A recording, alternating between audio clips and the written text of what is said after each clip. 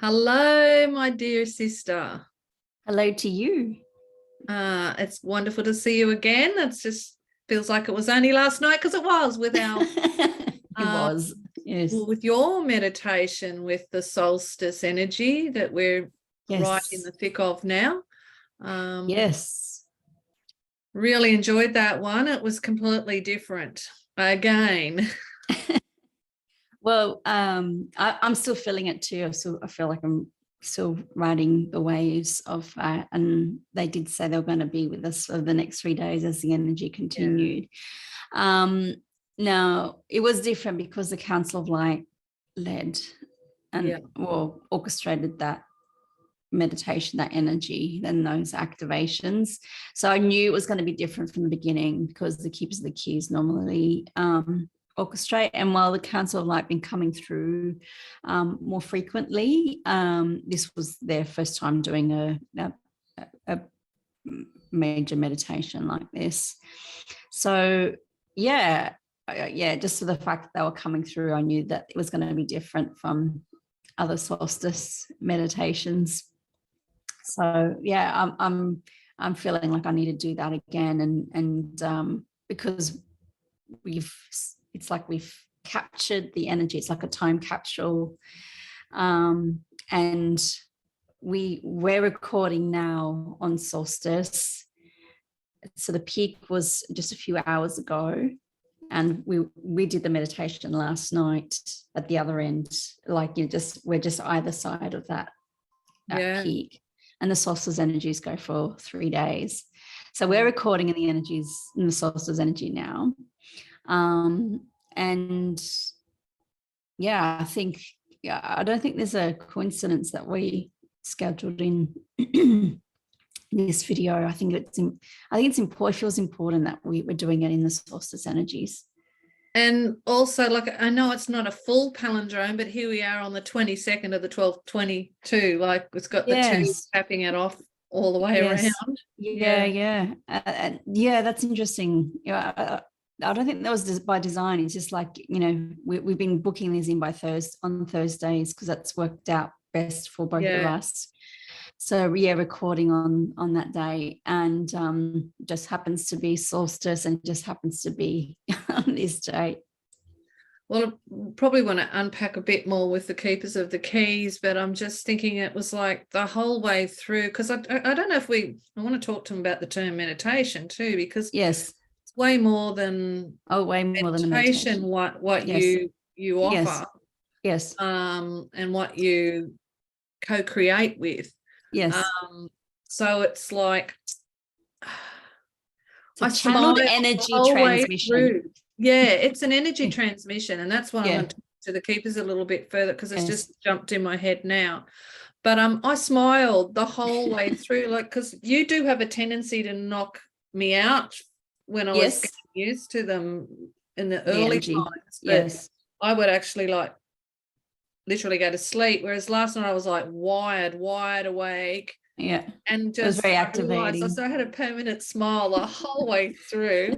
So like you, I'm going to do it again, because it was just nice to just lay there and smile. And I don't recall anything that was said in that meditation other than the smile and the joy and the connection. So it'd be nice to reactivate that energy. Well, it's going anyway, but to just step back into it again. It's going anyway for us who've been in it, but anyone who even didn't catch it live can still contact me and purchase the recording of that meditation and go right into the energies, because like I said, it's like a time capsule of that energy. We've captured the energy, they're transmitting the energy, so like it's a channeled energy transmission. But I even a channeled energy transmission almost feels like not quite 100% accurate, because I'm doing the channeling of what they're presenting to us, but they're doing the work. I'm not doing the work. So I'm not channeling the energy to you, they're channeling the energy to you. So how do you describe that? Yeah, it's almost like I was just thinking, it was like the cleaning out of the pipes, like they connect in, and it's like that connection, because we're all connected, but it's like that connection becomes stronger, or yes, flow is easier. That might flow be is the easy. flow of connection is Yes. easier. Yeah. Well, it was a very activating energy transmission, and bringing through the light. And yeah, look, it's interesting because when I first met my partner 4.5 years ago, he was like, this is not a meditation. Yeah. It comes from a very traditional meditation teaching. Practice, yeah. And I go, no, not technically. You're kind of, for me, it's like you're going into a meditation space. This is what, this is kind of like, my intention when I was first meditating with crystals was to meditate, because, I've heard so much about the benefits of meditation. And yet I would drop into that still space, but then immediately it's like this doorway opened and, the divine came through. And so for me, it was like a interaction with the divine. So I kind of feel, and I could be wrong because I don't have a traditional meditation practice. I haven't studied a traditional meditation practice. So I feel I'm not qualified to say this.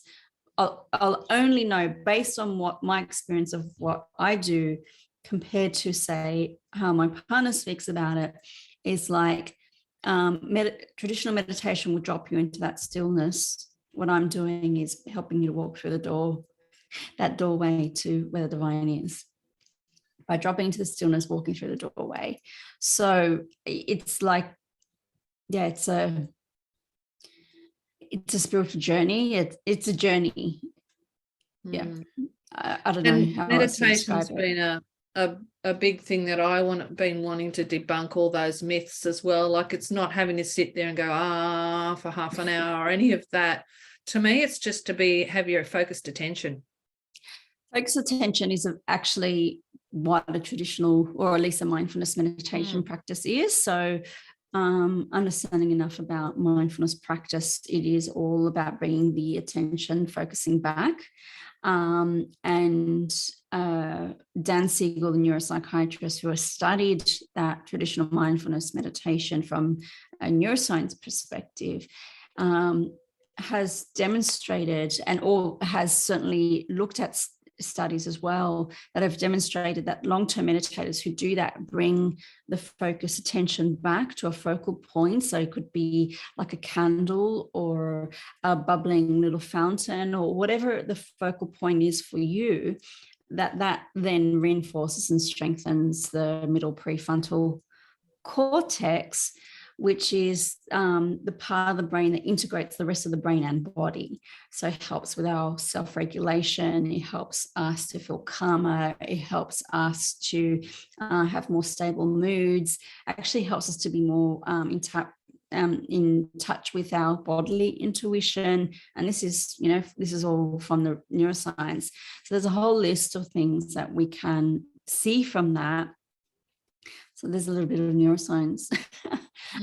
We're talking, you don't often, go from neuroscience to like a whole, channeled energy transmission. It brings up a whole other thing, but that is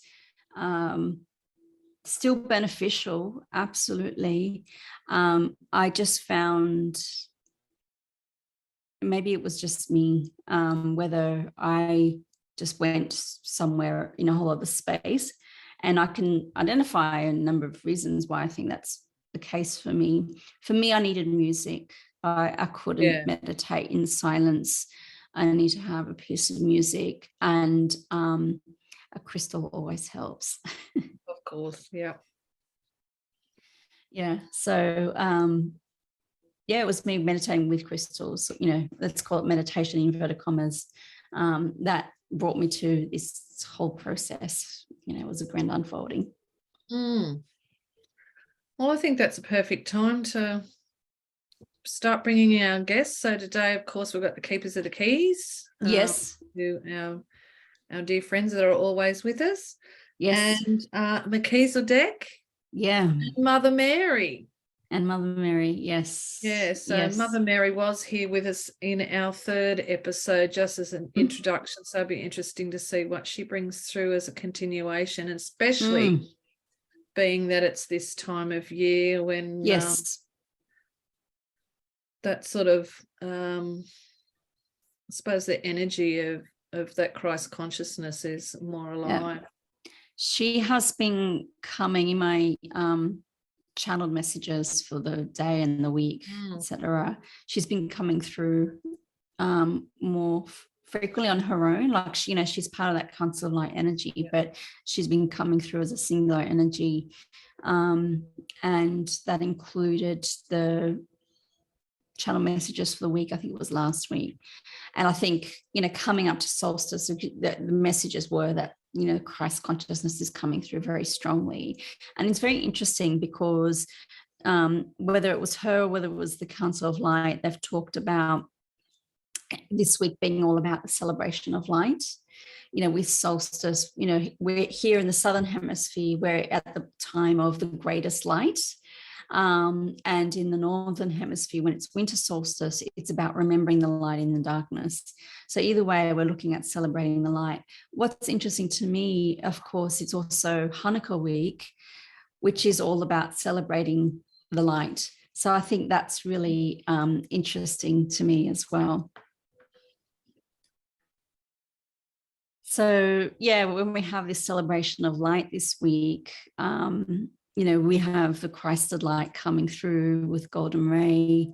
That's the light of Christ consciousness. So I think there's no kind of coincidence that she's wanting to come through for today's session.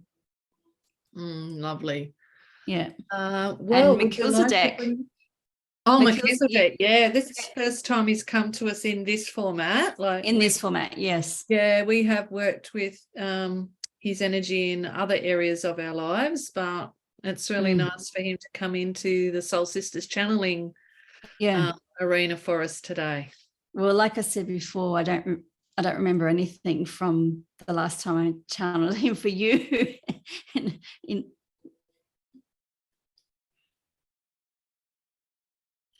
Sorry about that. The computer that was fully charged just decided to die. So we had to reboot. So I'm back. You're rebooted. Yes. That might be the theme.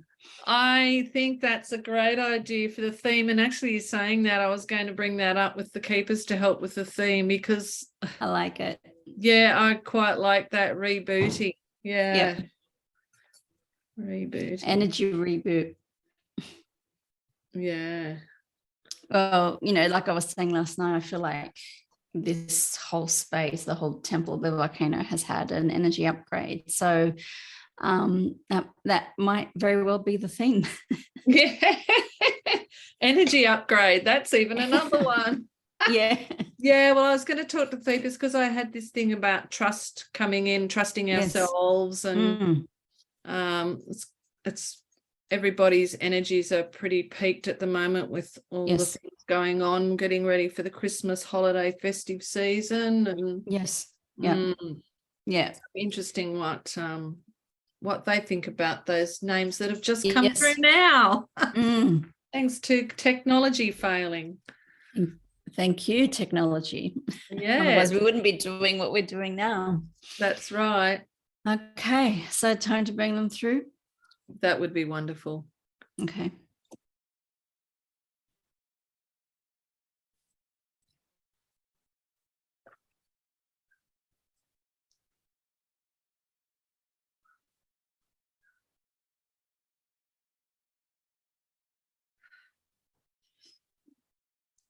Hello. Hello. Welcome, dear ones. We are the keepers of the keys. Happy to be with you. We're very happy to have you here. And as you've probably been listening to, I'm feeling a little frazzled, and I think I'm picking up on the collective's energy of just coming to the end of the year, end of that cycle. Yes. Preparation for people. A lot of people are moving around to get to different families and friends to have that holiday time with, and present purchasing and closing down businesses that are closing for the Christmas season and all that. And also picking up a bit of like people worrying about, oh, I have to be with that certain person on Christmas Day that they don't normally get along with. So a lot of that going on. And then with my computer just dying, we were hoping that you would help us with the naming of this channeling episode, being it's our final one for this year. Yes. And Energy Reboot was one that just came up, but we thought we'd leave it in your hands for this one. Well, we have lots to say on all that you have said, but let's pick the name, and we agree with you, Energy Reboot. Yep, done. Love it. Thanks, computer, for collapsing and helping us come to that name. It is a sign like anything else. Yeah. So what we will say, interesting that here you have the two of you, two very different roles in what is unfolding here. You are holding the energy of the questioner. So with the questioner comes up all the issues that are coming up for discussion. Vicky's been holding the energy of the solstice, which is in the light, and she has been calm, if a bit tired from all the energy, but energized on a whole other level, just swimming in that sea of energy that has been coming through. And this is a really good demonstration of the split of energies at the moment. Everyone has access to this light-filled Christ consciousness energy that is palpable at this time. If you give yourself some moments, some stillness, because your bodies need to be still to receive it. Now, your bodies can be still even in a walking meditation. So let us be clear that it's not just the stilling of the bodies. There's a presence of the mind, the stillness of the mind. And let us be even more accurate. It is not so much a stillness of the mind, but a dropping of the mind into the heart. That is the key. So anytime you drop your mind into the heart, you can be present. Now, that is the gift of presence, very different to the gift of presence you are talking about with the gift giving of Christmas. And so there you have all the stresses, the pressures, the traditions, the customs, the expectations of what this holiday may bring. Now, interesting, Vicky was reading very recently on the Humans of New York page on Instagram, and they're on Facebook as well, talking to a man who has played the role of Santa and the role that Santa has played in his life. And interestingly, Santa Claus was not very well known until 1865, when the department store Macy's decided to have a Santa Claus as part of their Christmas tradition and their Thanksgiving parade. Then all of a sudden, Santa Claus is everywhere. Now, make no mistake, there's no coincidence that a department store that is wishing to promote sales is promoting Santa Claus. Now, it's not to say that there isn't magic in the story of Santa Claus. There's magic in the story of Saint Nicholas, who was a man who gave gifts to all the people, all the children in his village, because of the generosity of his heart. And so his spirit lives on through the tradition of gift giving. Now, however, that he gave that in a very different spirit to the commercialization, the capitalist impulse, the consumerist impulse of gift giving. Now, it's not to say that we're going to poo-poo upon gift giving. That is not what we are saying at all. But understand that there are impulses within your society that underpin all of this gift giving that goes outside completely of what the Christmas spirit is. And while gift giving can be a wonderful exchange of energy and a time to honor people at a special time in your life, it can come with a lot of stress and pressure. Now, not to say that on top of this, if anyone is experiencing poverty or financial duress, is going to have additional pressures at this time because of the financial stresses of gift giving.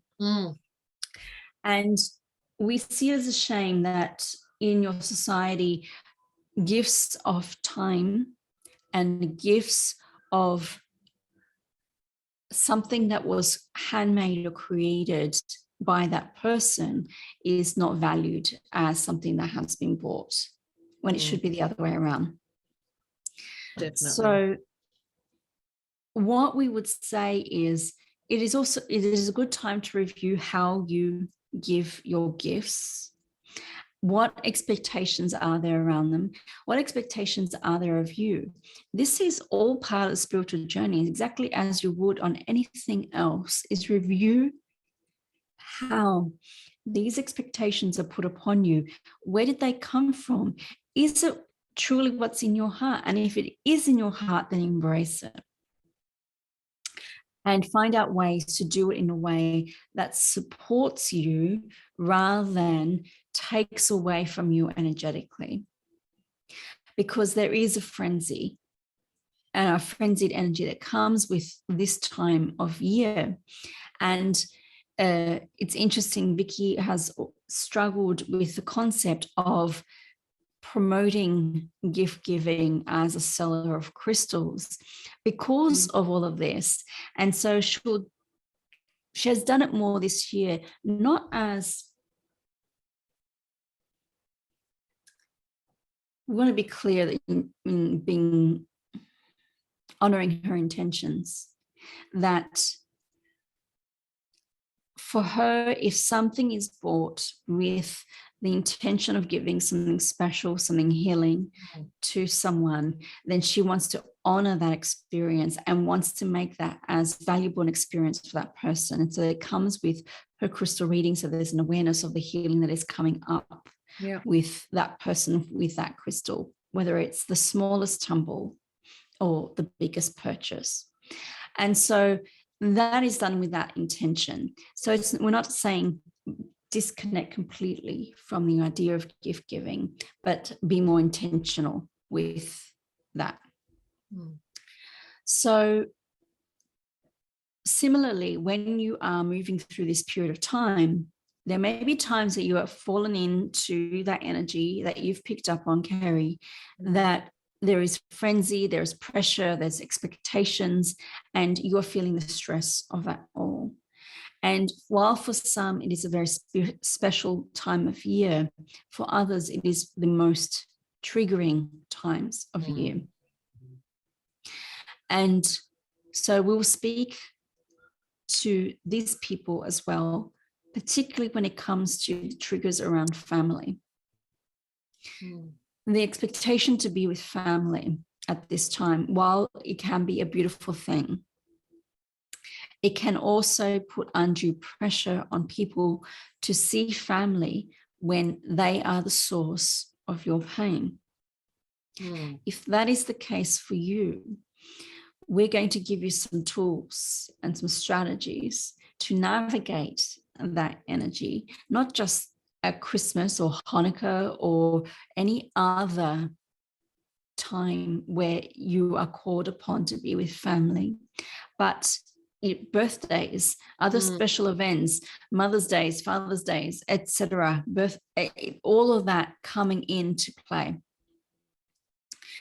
Now, this is where it can be also useful to review our previous discussions in looking at boundaries and how does that navigate with being in your heart? Because here is Christmas, a time to be in your heart, or all time should be a time to be in your heart, but also having boundaries around your energetic space, your interpersonal conditions that make you feel safe, honored, and respected. So that we will not go back over. So if you want to go back to our personal power discussions, that will have that there. Yeah. So what we would say is, firstly, review. As we've been saying, review what would be your ideal scenario for you, what it would be your perfect Christmas or your perfect holiday gathering. Who would it be with? What would you be doing? Where would you be doing it?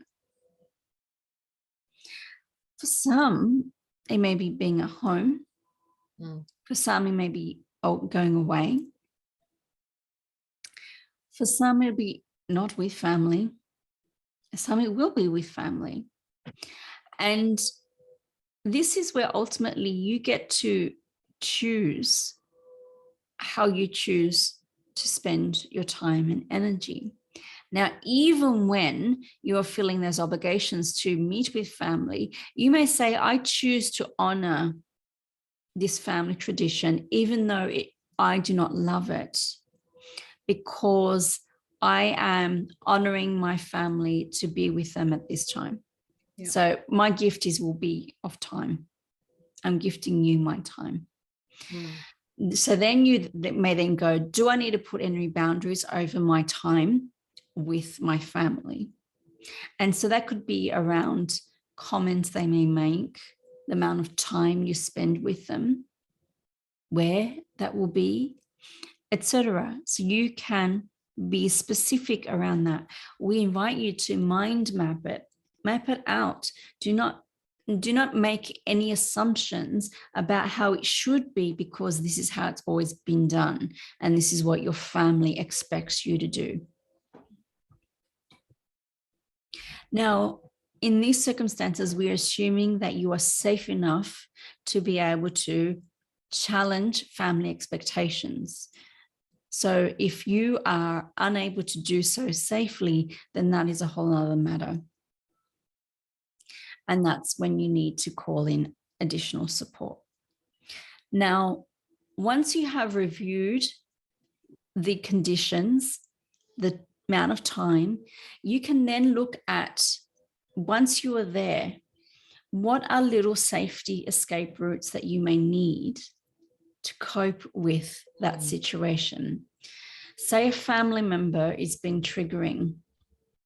Are there statements you need to prepare already in advance so that you don't freeze in that moment or overreact in that moment?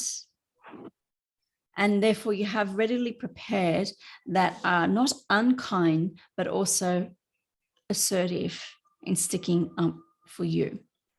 The other could be, do I escape to the bathroom? Do I escape downstairs out into the garden? We know for some it'll be having a cigarette, for others having a drink of alcohol, and we'll get to that discussion. And for others, it'd be like, well, how can I take a moment, 5 minutes, say I'm just going to get some fresh air, or I'm just going to walk down the road. Now, we know that usually on Christmas Day, you won't be able to walk to the corner store, grab something, come back as an excuse, but you have the time. If you have a dog, good time to take your dog. The dog needs a little bit of a walk. Let's go, dog. Now, these are the things that you can have as your escape routes, and you are disconnecting from that charge in that moment. You are applying what is soothing to yourself in that moment. So what else could be soothing? A walk with a dog would be soothing for some. Others, it will be oils. Others will be crystals. You can call upon us to surround you. You don't have to wait until you're in a triggered situation. You can do that in advance. But certainly in a moment of, could be even the mildest crisis or trigger or charge, you can ask us to come in and help support you in that moment and to help navigate the remainder of that exchange.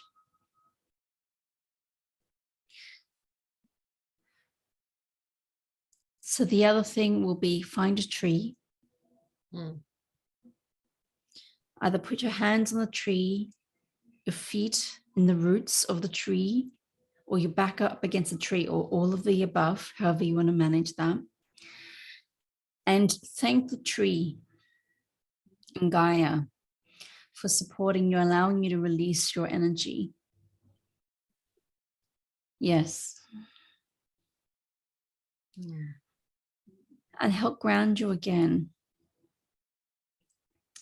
And then visualize your roots going into the roots of that tree. So that when you go back in, if you choose to go back in, you'll be more rooted, more grounded, and less destabilized by what has unfolded. Now, there may be circumstances that you will have decided, no, I'm not going back. And you may, again, decide in advance what they may be, or decide in that moment. And you do not need to announce your departure. You can send a message, say, I've chosen to leave, and return to your safe zone. And identify that in advance. Is that home? Is it your car? Is it by the beach? Somewhere in nature? Is it with a beloved pet? What is your safe zone? So if you're going visiting your family with a partner or somebody else, have a signal to each other and saying you need to go now to your safe zone. And it's an honoring of yourself too, and giving yourself what you need in that moment. Yes. And I love the idea of mind mapping, because I think already that will take some of the charge out of what you feel you may be walking into. Yes. You do that mind map. Now, okay, I've got a bit of a plan. I'll be okay. And take that plan with you, because in that moment where you freeze, you may go completely blank and forget what you had set out that you would do. And that's what I like. We did the Sweet 16 in our last channeling, and that's another thing. If you go to the bathroom, you can do that 16-second breath, and that might help you then also step into, okay, you've calmed your nervous system down. What's my next step? Do I need to leave? Am I, what's in my mind map that I can draw on now? Yes. And Vicky has a couple of tips around the vagus nerve and breathing as well to help calm the body.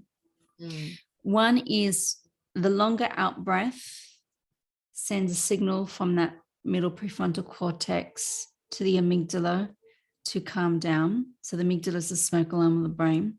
So if you breathe in for 4 and then out for 6 is a beautiful way to calm the body. So the way you would breathe into a straw or blow bubbles would be a perfect way to demonstrate that. Now, the other thing is the vagus nerve runs through different parts of the body. It's one of the longest nerves in the body. And let's demonstrate by taking this out. This part of the ear, if you rub it, it's an anxiety point. It stimulates the vagus nerve.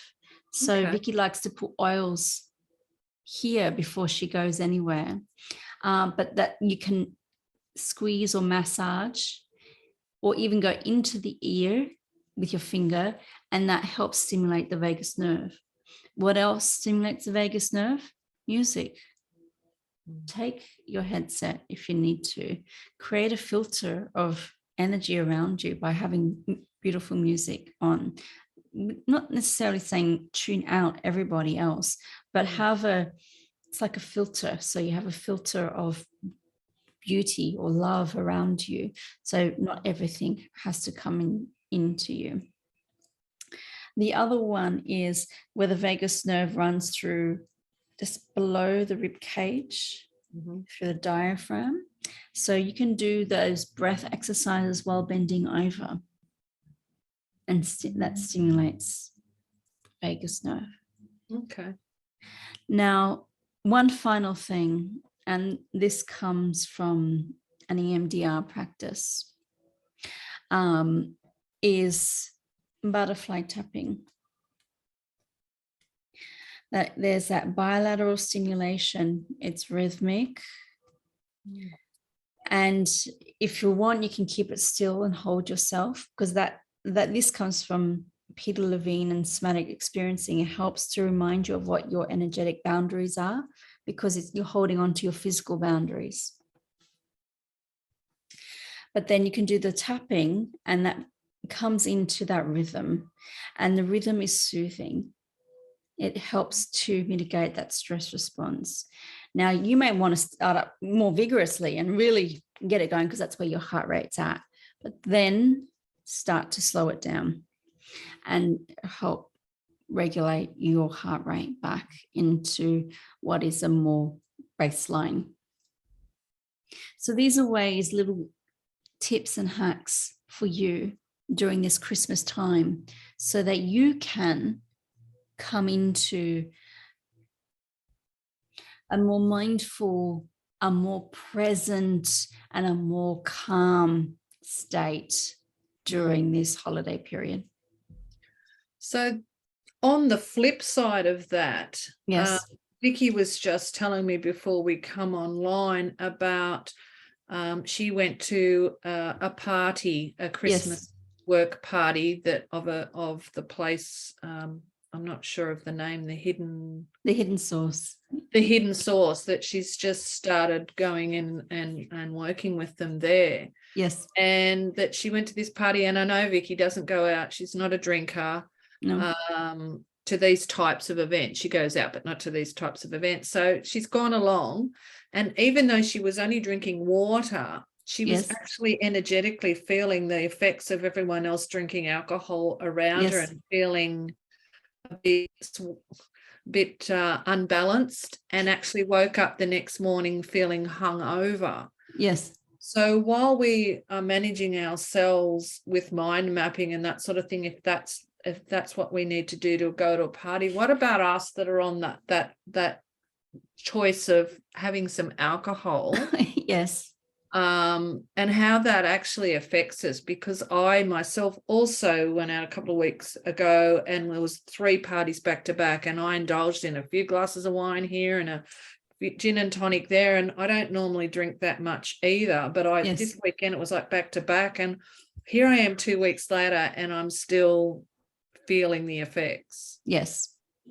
Also feeling that it's possibly because the work that we've been doing, we're taking in more and more light into our bodies, whether that's part of that, and we're not coping with those. For me, the physical drinking of alcohol. For Vicky, it was just being around the energy of alcohol. Yes. Now, some of what we will say may upset some people. Probably me. Alcohol is a toxin. Even physiologically, if we just look at how it affects your bodies, it is a toxin. Now, also what's true physiologically is that each person responds to alcohol differently. What's also true is each person will develop tolerance to alcohol over time. And so they will seem to not have any effects of alcohol because they built up tolerance. Now, this is, you can talk to any drug and alcohol counselor and they can tell you at least this. What we would say, and we're not saying that you need to be a teetotaler like Vicky and never drink alcohol. What we are saying is that if you know that you're imbibing in a toxin, knowingly, if you're choosing it and you're consciously choosing it, know that it is a toxin to your body. It is something that your body will have to process and discharge.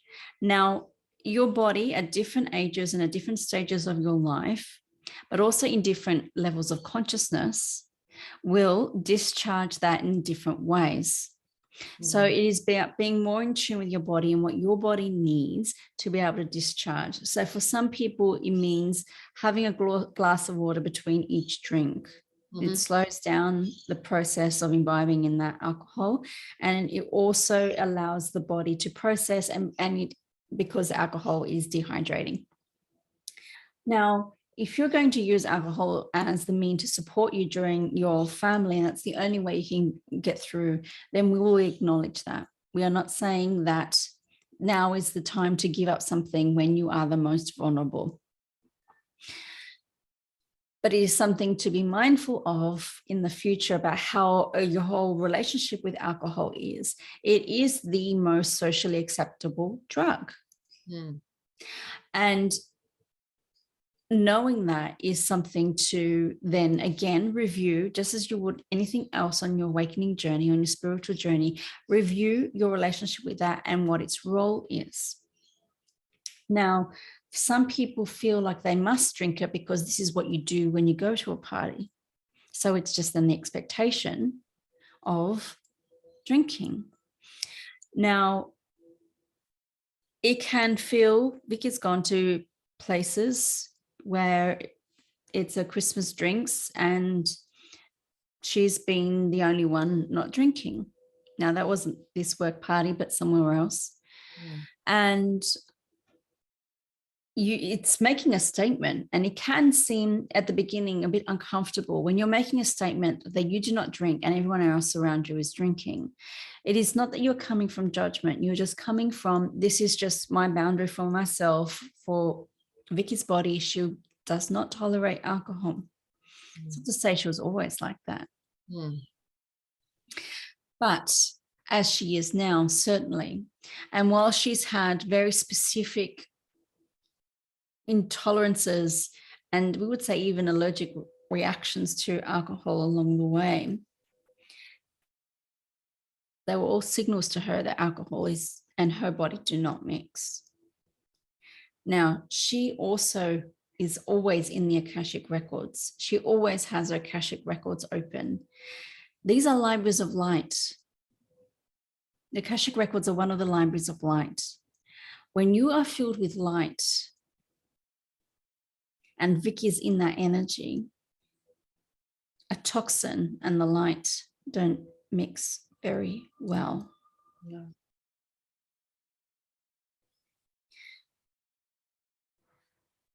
So our apologies to those who are offended by that statement.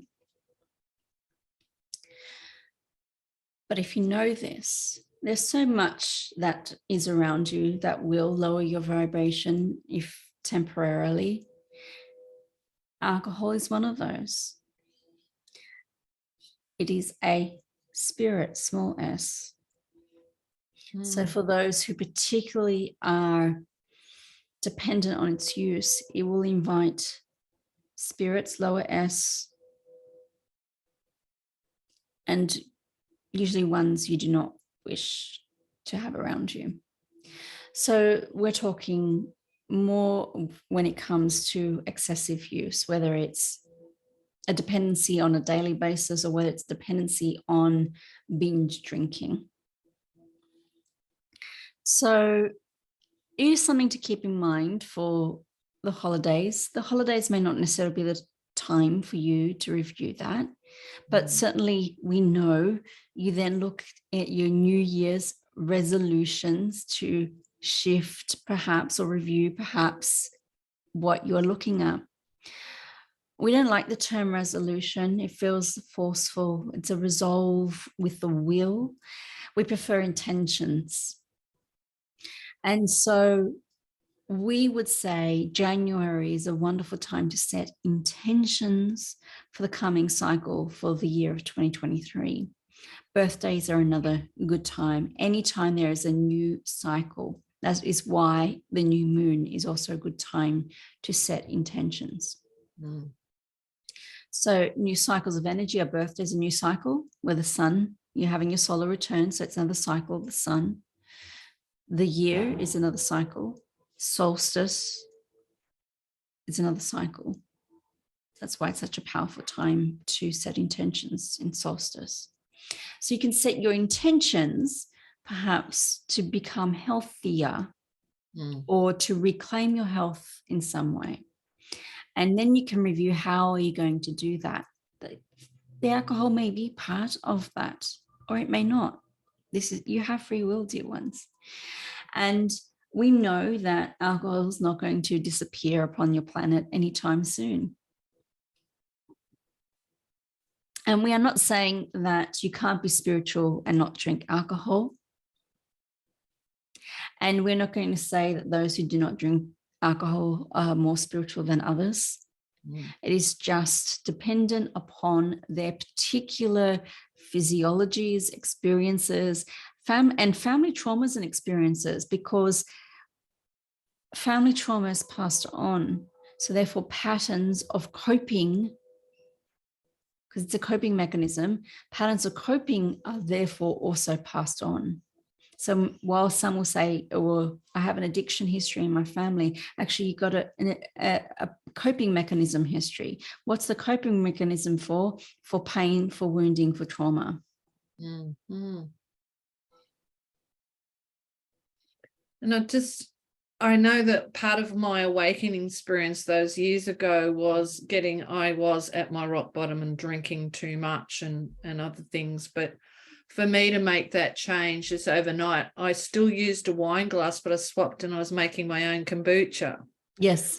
So everyone else would have their wine, but I'd have my kombucha, but I'd have it in a wine glass. So nice. That way it was still in that celebrative energy, yes. But I was putting into my body what I preferred at that time. And I think it's a reminder for me to possibly go back to that practice. You could use apple juice in a champagne glass. Yeah. So it looks like champagne. You could use sparkling water if Vicky doesn't tolerate sparkling water. She does not like it, so it doesn't work for her.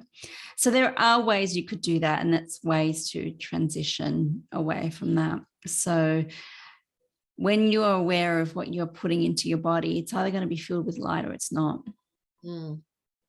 And some will be filled with more light than others. And so when you are very sensitive to what you're putting into your body, you're going to be more sensitive to your choices. Wonderful. So all great tools and guidance for us in this moment we're in. What we'll also say is that sometimes you can feel the most lonely in a crowd of people where you feel disconnected from them, and that can include family. And what we want to say is that you are not alone. And we know that Mother Mary is here with us, agreeing that you can call upon us to know that you're not alone and feel that you're not alone. To know that you are seen, to know that you are heard, even without speaking, we hear you because we see and hear your vibration. So we feel you, in other words. So when you are feeling alone, know that you are not alone, and know that there are many people, more than you can possibly know, out there experiencing the same experience, perhaps expressed in a slightly different way. And if you can, from that moment, connect to all those people through a thread of gold, connecting with the Christ consciousness light to every single person. And we can do this now. And Mother Mary is helping us do this now. As we send a thread of gold, Christ consciousness energy, to the heart of every person watching this, to every person ready to receive this heart connection anyone who's feeling lonely or disconnected or feeling uncomfortable with their family or the people they're having to spend the holidays with. We'll include those who have to work, your medical staff,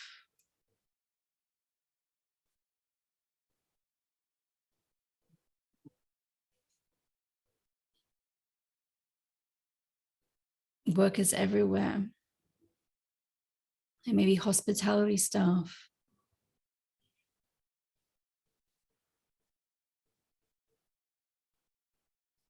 Those who are experiencing strife and conflict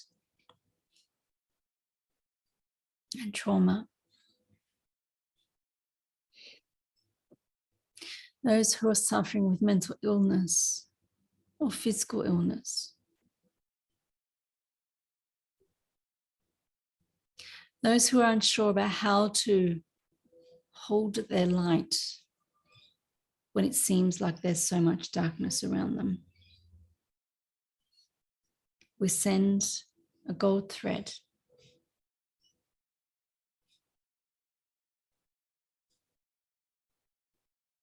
connecting you all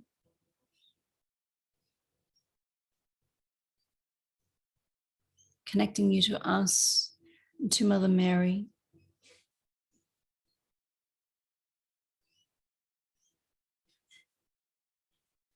Knowing that the Christ's light is with you. And you can tap into the true spirit of the holidays by connecting to the light and the light of Christ consciousness.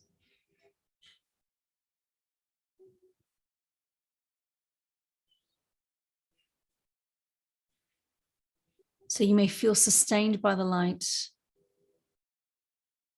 held by the light, received by the light. According to your free will choices, so be it.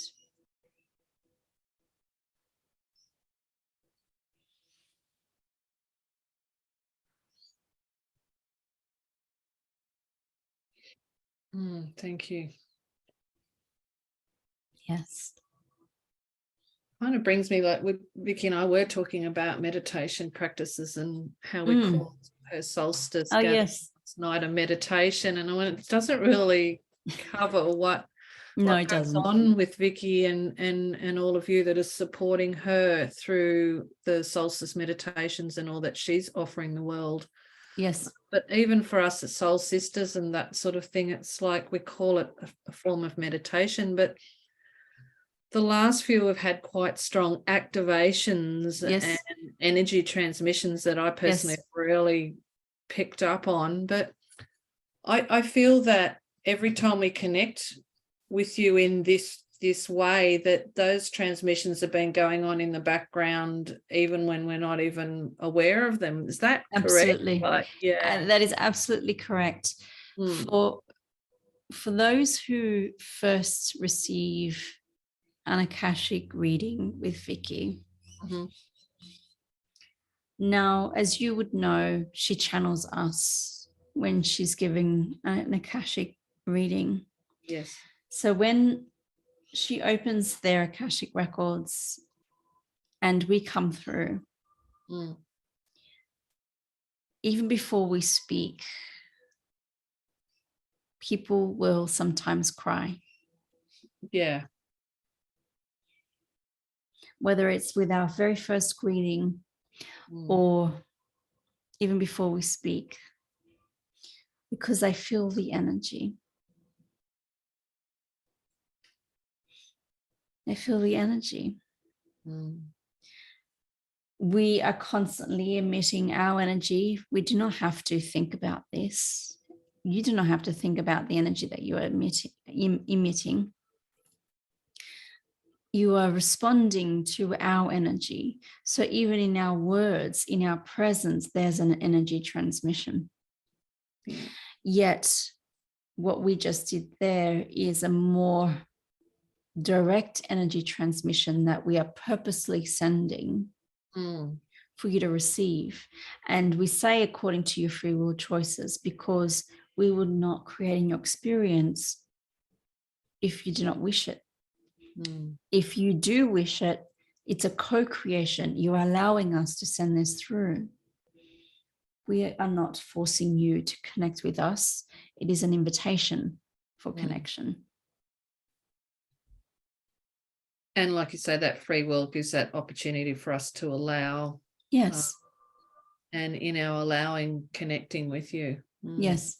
So anyone who calls on angels or the Christ of light or divine support, you may think of it as a bank of divine offerings that have been emitted by light workers all around the world, and you may tap into that energy. What we are, what the Council of Light, all of us, what we're constantly emitting to the collective, you may tap into that. Oh, beautiful, thank you. I love the connection, and I was going to talk a bit more about solstice, but I think I'd like to hold that conversation for Melchizedek. Yes, and for Mother Mary. And Mother Mary, of course, yes. Yes.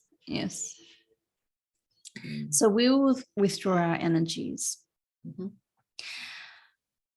Mother Mary wants to come through first. Oh, okay. Now, we know you're feeling, and Vicky was feeling the other way around, but she wants to come through first because she wants to pick up this thread. Lovely. Lovely how you weave that together. Yes, should we say pun was intended? Okay, we will see you on the other side at the end. Lovely, thank you.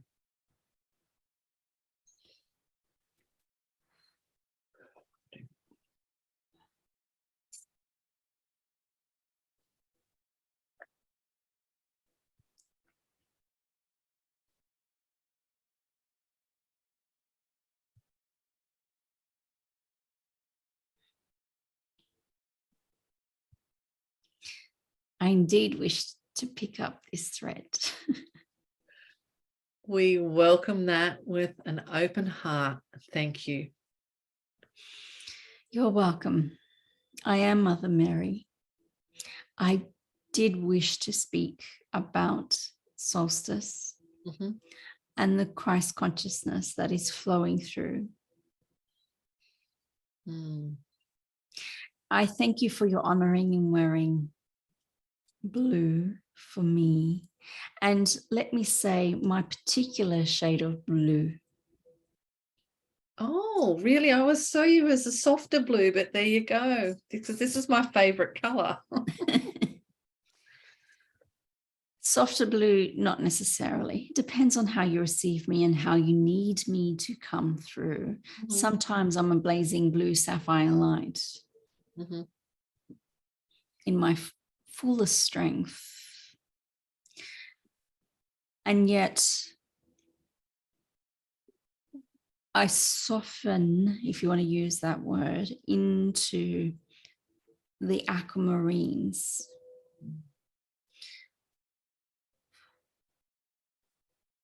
To support you opening to the higher heart, into the inner sanctum of the temple of your hearts, where you may hold your Christed light.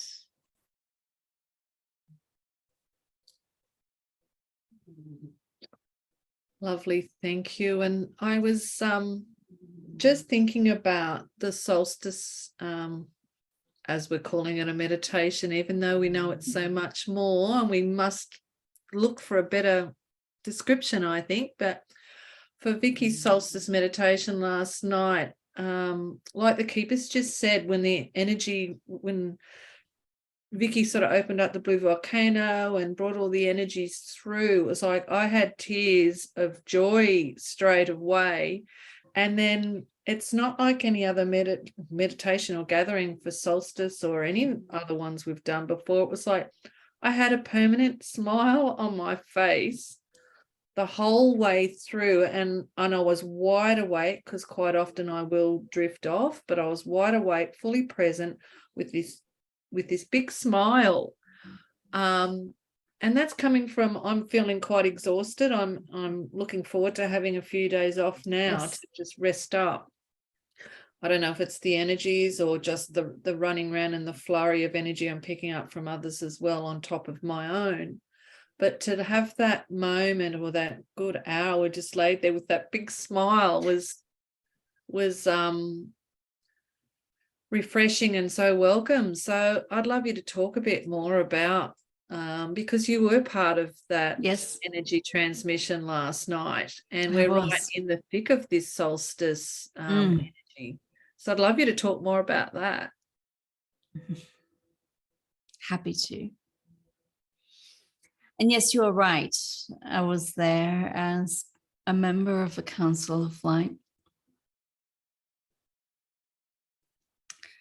And what I'm particularly wanting to bring through is not just messages about it, but transmissions of light in sharing here with you. And I mean this with all of you in this now moment.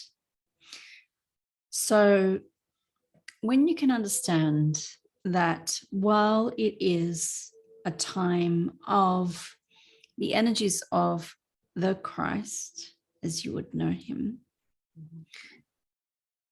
it is a time of the Christed light in general. Because Christ consciousness is not about Yeshua. He is a part of that. And whether you connect with him as Yeshua, or as Vicky does, as Sananda, as a full member of the Council of Light, you can tap into that Christ consciousness energy. You can connect with me and receive that Christ consciousness energy with Mary Magdalene. Now, this doesn't mean you need to keep to a more Christian tradition, not at all. Whether it's Maitreya or the Buddha or any ascended master, there's a reason why Vicky calls upon the Christed beings of light. Christed means anointed, the anointed one, anointed by the light. So when Yeshua was Christed, he was anointed by the light. And so by you receiving this light, it is supporting you first to connect with this light, next to attune to this light, and ultimately over time to embody this light. And so there is a process and certainly a journey that you would embark upon when you do this, because it is all according to your body's capacity to receive. Every experience of pain and wounding creates an energetic imprint in your body. And until that is healed and shifted out of your body, how is the light going to come through? Now, the light you can receive it, but what it may do is bring the shadows to the surface. And that is a whole experience in and of itself. You won't feel light filled at that time. You will be fully in that healing process.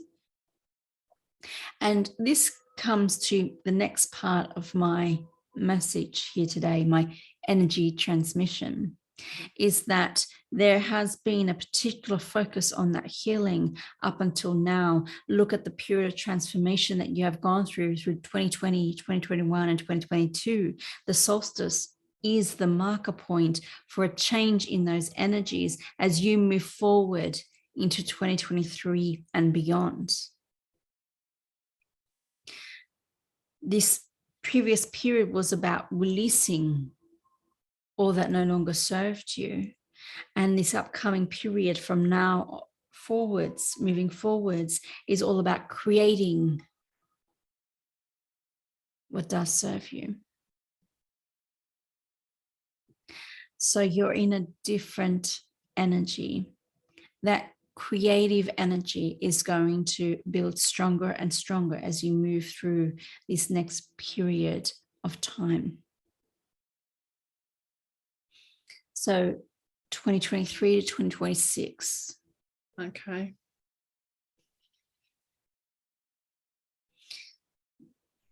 So in this new creative energy, you are here now, invited to look at how you may create the new earth energies in your lives. How can you allow and receive more of the Christ's light within your bodies? How may you anchor these energies and frequencies so that when you anchor them, you not only in yourself, you anchor them into the earth and therefore make more of these frequencies available to all. For this is what you are doing. So, dear light workers, this is your time. Many of you, most of you, have been through an intense period of transformation. Many of you have gone through the dark night of your souls. And now leaving this, you're coming into a rebirth, a reboot, if you will. And in this energy reboot, you are moving. Oh, Vicky's just got goosebumps all over her. You're moving into a grand period of co-creation where you may, just as demonstrated with the differences in the energies at the beginning of this transmission, in either being connecting to the frenzied energy of the old earth, or you may choose to focus upon the new earth energies and what you are creating. For even more of you, we would invite you to release your focus upon the old earth and create in the new. Now, there may be times where the old earth, old paradigms will confront you.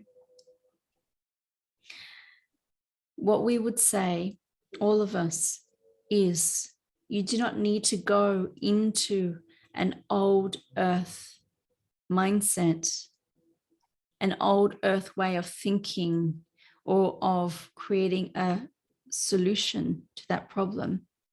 For now, you are recreating in the old earth energies. Stay in the new earth energies. And the new earth energies are in the consciousness of love, in that Christed light. When you stay in that energy, you will have a new earth solution. And now you are creating in the light. I love that. And sort of two F words came up for me with old earth was frenzy and Yes. new earth was flow. Yes. Yes. What I will add to your frenzy and flow is perfect for the new earth energies. There will be flow, there will be collaboration, there will be community, there will be a gathering of people and of energy. In the old energy, there's certainly the frenzy of the chaos, but there's also the humdrum, the mundane, the sameness, the rigidity, the overly structured. where there is restrictions because everything is overly structured in how you should be or should do. So those certainly belong into the old earth. Isn't that interesting, however, that these are the energies that belong to wounding, and flow belongs to healing. In other words, those who have healed in relation to certain aspects. So you can see what is occurring is ultimately Gaia and your cells are healing from all the traumas of the past. And we are going all the way back to the fall of Atlantis and all the darkness that occurred there. Now remember, there was both light and dark. And as you heal and as Gaia heals from all of that, you come into flow. There is a layover, a parallel that is occurring here. To release the old woundings, you move into the light. Now, when this unfolds,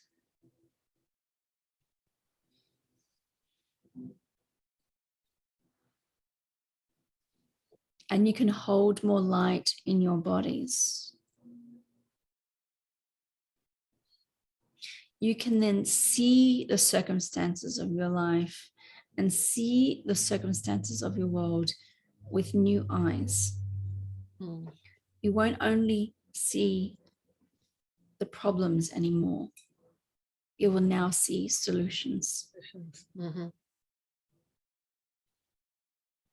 It is like you're receiving new lenses, which will help you to create a new vision for how the world could be. And in last night's, let's call it energy transmission, as the Council of Light, we shared our vision for what we will see. And we invited you to hold a vision for yourselves that you wish to create.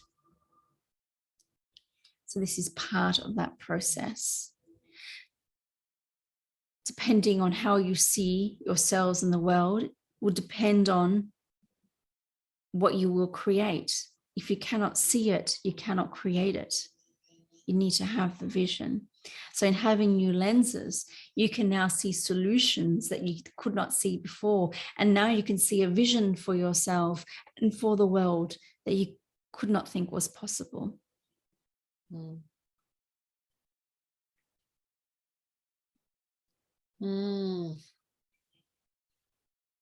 And I think, like, with that vision work we did at the end of the solstice meditation, that it's something that we can build upon with this holiday period coming for myself. I've got I'm taking some time off, and I'm also putting together a vision board workshop. So I think I'll create that for myself first, because even if I do a vision board for the next 12 months, it's creating that intention of growth. And now you've mentioned that, like, we've just come out of that 3-year period and we're moving into a different 3 to 5 years, was it? Or until 2026. 3-year period, Actually, that's for a 4-year period. It's a 4-year cycle. Okay. Yes. So you could be looking at, what do I wish to create by 2026? Last night we said, where do you wish to be in 5 years? Because you will have gone through that 4-year cycle. By 2027, you're in a whole other energy again. So that's 5 years into that future. So it may be helpful to set your intentions for this coming year, but it may be even more helpful to say, how does this fit into my vision for the next 5 years? Yeah, 5 years. So for everyone, you'll need to work out what is your way to do this. It may be a mind map. It may be your vision board. For Vicky, it's intentions grid. So writing your intentions, she channels a grid, whether it's for herself or for another, and bringing through energy transmission channeled from the Akashic Records and your divine blueprint that will support those intentions. Now, a powerful process. Each of that helps you direct energy that can help create the future you wish to create.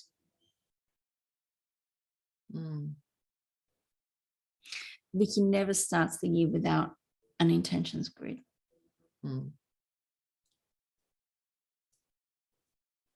And you'll see on her phone, and her screensaver from last year's. So that energy supports her for each year. Lovely. So however you wish to do it, dear ones, you may create an altar. For some, it will be with flowers and plants. With Vicky, as we said, crystals.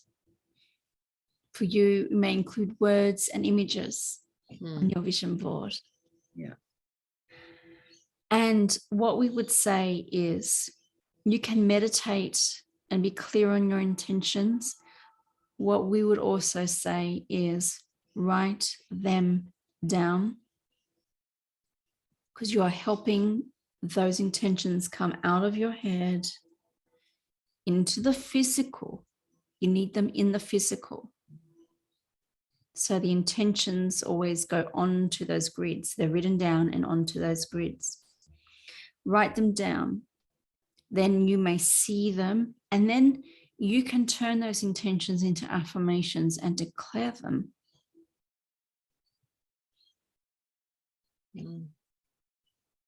And so another way of bringing it into the physical by speaking out loud. It's physical, it's on your paper. It's physical, you can see it. It's physical, you can see it and hear it and even touch it. If it's with flowers, you can smell it. Yeah, and I'm thinking about sigils, that I create sigils as well with those intentions built into them. So yes, as another layer. Absolutely. It's endless how we can do this. And people may share their own ways to bring this through. Yes. It's exciting times. I just feel like I do feel the energy changing, and it's almost like we're taking off that old coat of the last few years, and yes, not just what's gone on globally, but what's gone on for ourselves personally. Yes. And stepping into a more, and what words kept coming through to me was trust in yourself this week. Yes. Trusting in ourselves. And I also reviewed when you came through in this Soul Sisters last time, was our 3rd episode. And I can't even believe that we've done this is a whole conclusion of a whole year of these Soul Sister channelings with you all, which is pretty special. 2 years ago, Vicky and I had no idea any of this was even going to be in our day-to-day world, and here we are. But one thing that came through, and I think it was actually Aria Vaya that said it, but be at peace with your journey. Yes. And longing to be further along removes you from the present moment. So I think even though we're talking about when we're talking about our vision boards and all that sort of thing, it's like who can we be in the present moment that takes us towards that intention, and how do we want to feel in that moment that takes us towards those intentions?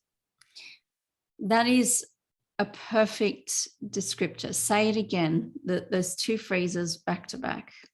The be at peace with your journey. Longing to be further along removes you from your present moment. Yes. And as light workers particularly, we're always like, yes, I feel like I should be doing more and I should be more advanced. And I personally went through those struggles of, why am I not seeing this or doing that type of thing? So when I reviewed and saw that piece and went, okay, take us back into the present moment. And then even what we were talking with the keepers earlier about how we're going to move through family gatherings and traveling and all that sort of things that are coming up now, is how can we come back to the present moment? Yes.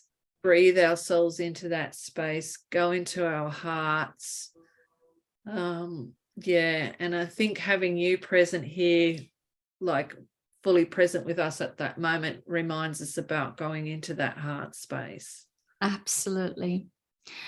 When you're in that heart space, you are in that present moment. Now, most people can't sustain that. Yet, when you are so in that energy, and Vicky knows a saying from that same neuropsychiatrist, Dan Siegel, who says states become traits. Now, the more you're in the state of the heart, of the present moment, the more it becomes a trait in you that is just now who you are, what your energy is. You are present. You have the state of full presence, not just momentarily, but now you have claimed that for yourself. You have embodied that energy. So when you are fully present, there's a very different energy to how you interact with someone. You are no longer in that frenzied energy. You are no longer in that shut down, rigid energy either. You are fully open, fully alive, fully present, full of that heart, light, love, energy. And you were right. Yes, light workers particularly do this, often wishing not just for themselves, but for the earth to be further ahead than where it is. It is something that we see constantly. And this push, this urge to be further along than where you are, takes away from your journey. Takes away from your journey. You're wishing to be somewhere else other than where you are. And if you're wishing to be somewhere else other than where you are no longer in the present moment. You can be fully present in this moment of now and envision for your future, but you haven't left that present moment. You can think of it as a time travel. Yeah. But you are fully present. You are in both moments at the same time. That is how time works. It is how time works in the non-physical. But here you are in the physical world of duality, where time is linear, and you are wishing to be somewhere else. You no longer are in this moment. You have left this moment. And another thing, sorry, I'm just thinking, like, we're talking about flow, and to me flow is that up and ebb and flow. down. And when people feel that you're a light worker or that you're doing this type of spiritual work, that you should be happy and joyous all the time, and I'm trying to explain, no, it's a flow effect. You have your highs and your lows. The more work I do on myself, I spend less time in the lows and can bounce back to the highs quicker. Absolutely. What did we say last night? We said, breathe in and breathe out. That is your expansion and your contraction, your ebb and your flow. This is the rhythm of nature. This is what is natural to you. So these ebbs and flows, these expansions and contractions are necessary. You have to breathe out to be able to breathe in, and vice versa. So the contraction is part of the expansion. You cannot be expanded outward into the light for so long. You'll become unbalanced, and what happens? You will fall. This is what nature and the solstice teaches you. You will learn many lessons from nature. Here, where you are in the Southern Hemisphere, you're reaching out into the greatest light. You can only do this because your brothers and sisters in the Northern Hemisphere are in the greatest darkness. And then the sun will revolve and the cycles will turn. So you do not, when you're in the winter solstice or experiencing the winter solstice, you do not curse the darkness. You remember that there's always light, and the light will always return. You remember the light. I remember that the light is always within you, no matter how covered up it is, how veiled it is, no matter how buried it may seem to be, the light is always there. And you may think of your journey as being a process of uncovering, unveiling the light to find the light within. And each step upon the process will bring you closer to that. And seemingly, you may seem to go backwards at times in order to go forwards, because more light comes in. What do we say? Brings up the shadow. So you may seem to have gone backwards at that time as you go through that process of clearing, releasing, healing, and shifting out of your body and your experience and out of your consciousness, so that you now can receive more light.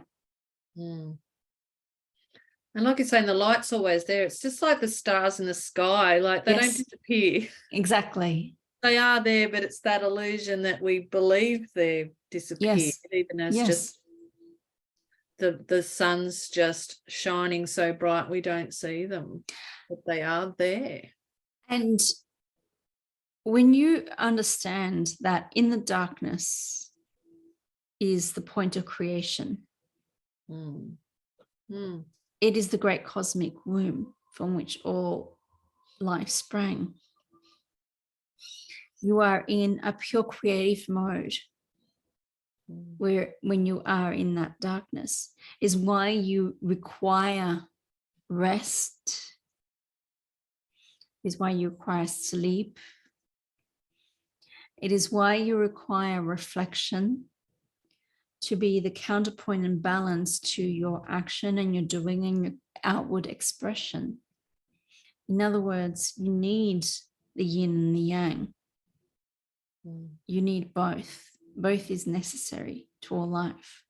And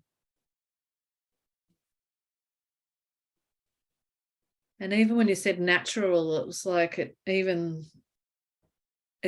made me think of nature all. We're all part of nature. Yes. And everything is nature. Yes. And we look at, for me, myself, that shamanism ways of connecting back with nature, connecting with Gaia, and being in nature and watching the ebb and flow of nature all around you. Like our trees are always showing us by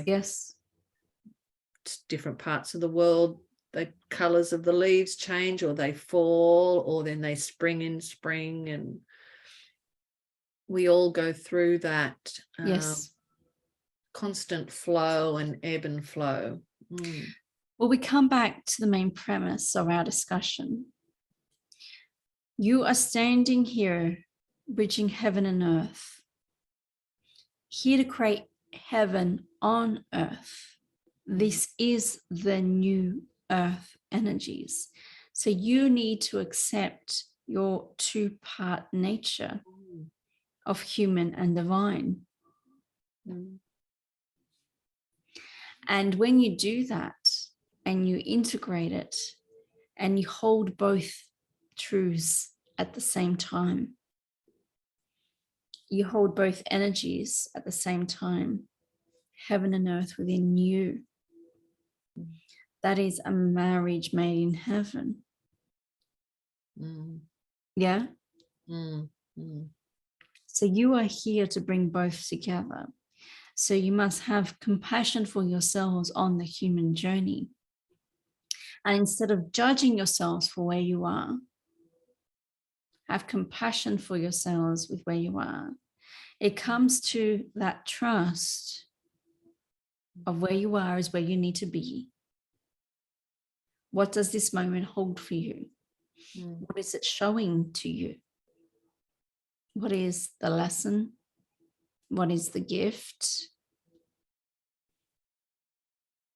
And know that you can head anywhere to any destination from where you are now.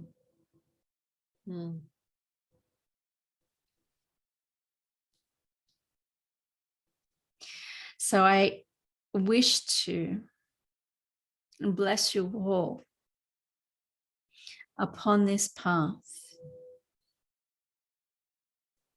both accepting where you are. Know that acceptance brings great creative power. When you accept where you are, you may come into the space of trust and faith in what is possible. You may trust yourself to move in the direction of any endpoint you see. You may also trust that we are here to support you in so much as you call upon us and invite us to co-create with you. Thank you. And then you may trust that each foot forward, each step forward takes you closer to where you are envisioning your endpoint to be. But know that once you get to that endpoint, you'll have reached a new horizon. And there'll be more vistas ahead of you, more journeys, more destinations, and it will forever unfold. Beautiful, thank you.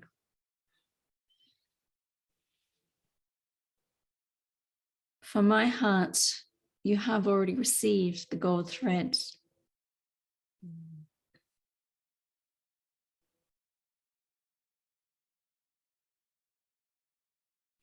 I am happy that it is so. Much love.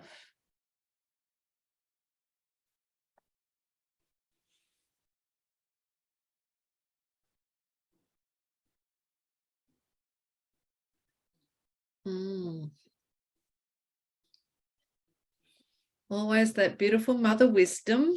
Yes. Yeah, she always has a beautiful energy.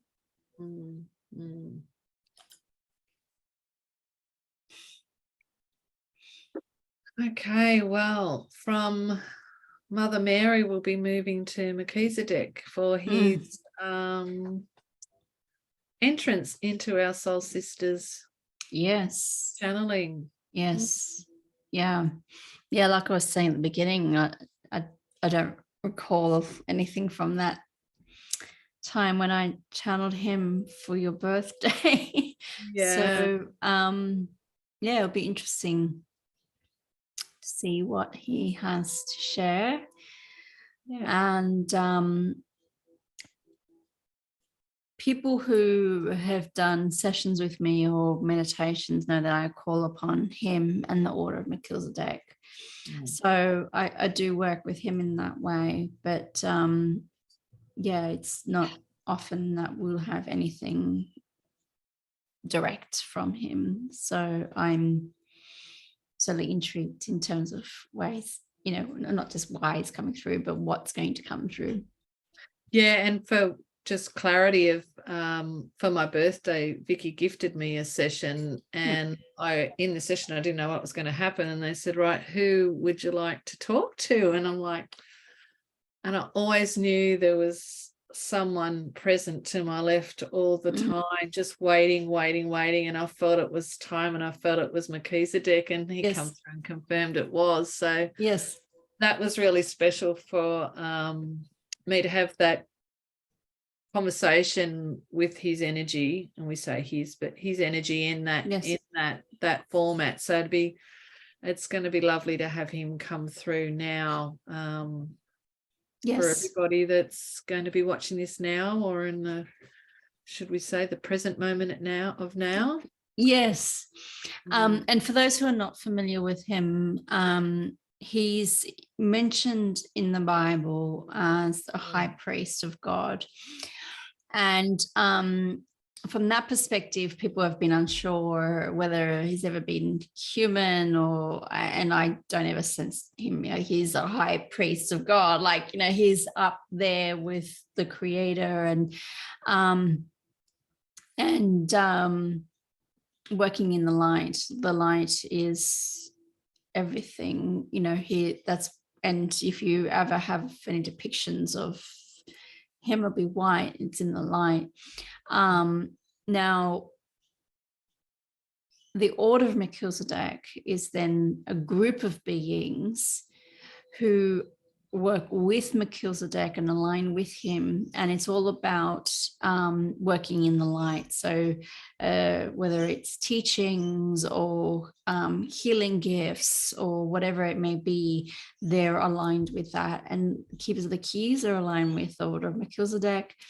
And Aryavaya that you mentioned earlier, they're my Andromedan guides, a collective of 18 Andromedan guides. They're part of the order of Melchizedek, and for them, they are teachers, and so they bring through teachings from within the order of Melchizedek. That's what I get the energy of teacher. Yes. Yes. In my personal interactions. Yes. Yeah. Melchizedek, yeah, they do have a very strong focus on teaching in general, like that order. So it's teaching all about the light, I suppose, which is wonderful for us. Yeah. All right, so should bring him through. Okay, here goes.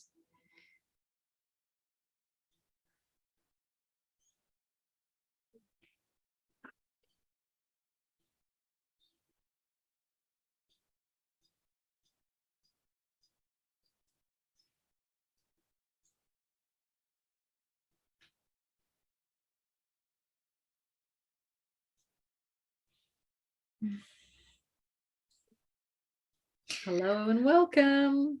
Welcome, dear ones. I am Melchizedek. I have chosen to come through. It has been coming for a little while. It is about timing and allowing your guests to come in according to the order that was a perfect divine flow. And I am pleased to be here to bring you teachings from within the light. That is a good way to put it.